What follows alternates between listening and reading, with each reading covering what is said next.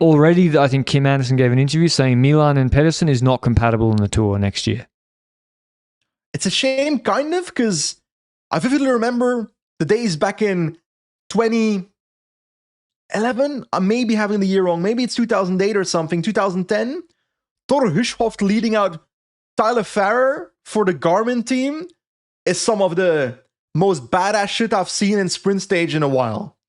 Because they were both really good sprinters.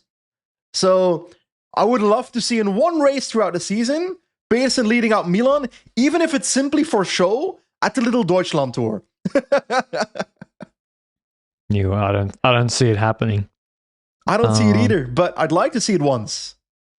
I think the Tour will be Ayuso, Pedersen, and then like versatile guys like Sobrero, like Schoens, Simmons.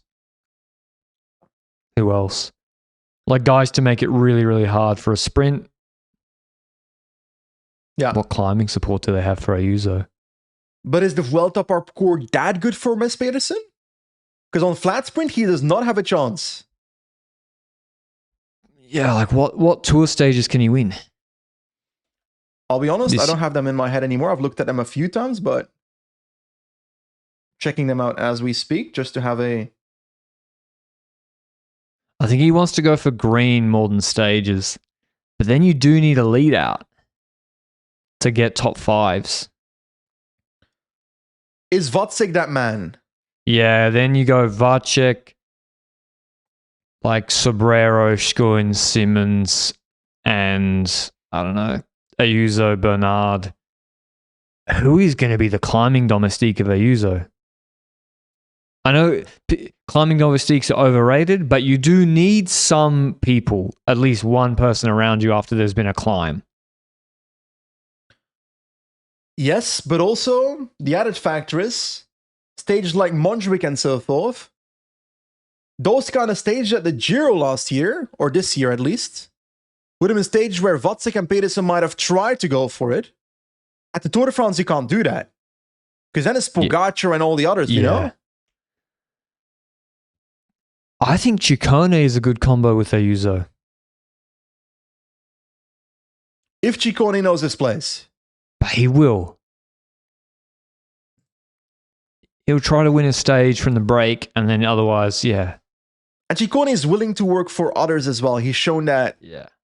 But that's also in races where he's also getting that same domestique works from the others then. Because that's always been the combination of Pedersen and Ciccone, right? Whether it was Ciccone's KOM jersey at, was it the Vuelta or the Tour de France? Don't remember. Pedersen was working for him. Ciccone was working for Pedersen in other stages. So that combination really works. Add Ayuso on top of that. I think it's not impossible, but Ayuso will not be working for any others in that Grand Tour. And he shouldn't have to, because on paper, he's the Grand Tour leader. He's the GC leader.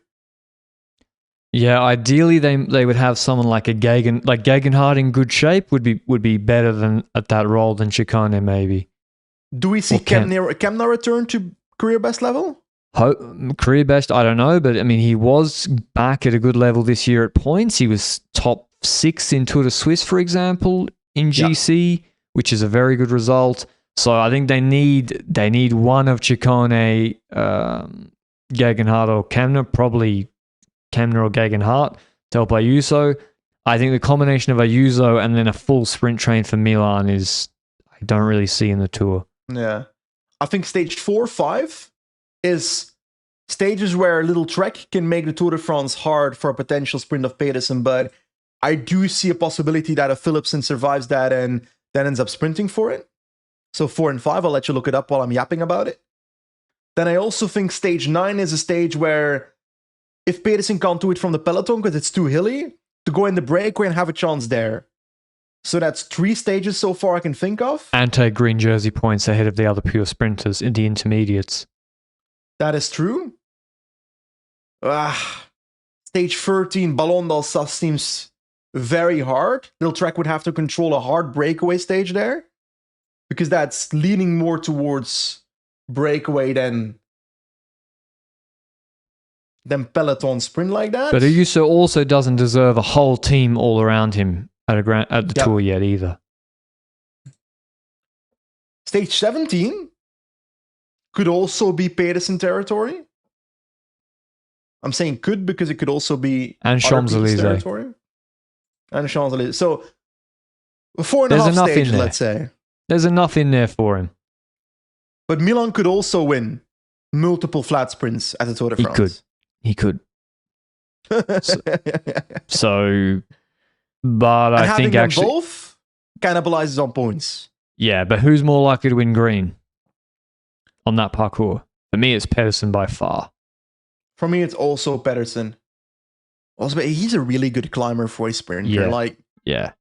And if anything, it's weird to say, but I wouldn't even classify Pedersen as a sprinter. He's a versatile sprinter. In flat sprints, he's not that good in 2025. No.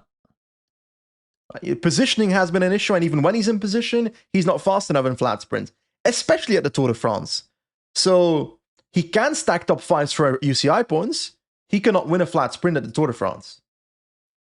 I think Giro will be the Milan show with a full lead out, and he'll clean up some sprints there. If the route is fitting.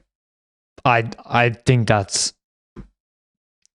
Yeah, I think that's what they'll do. And then the Vuelta, I think will be Milan again. And then Pedersen will do like the one-day classics like Broe after the Tour.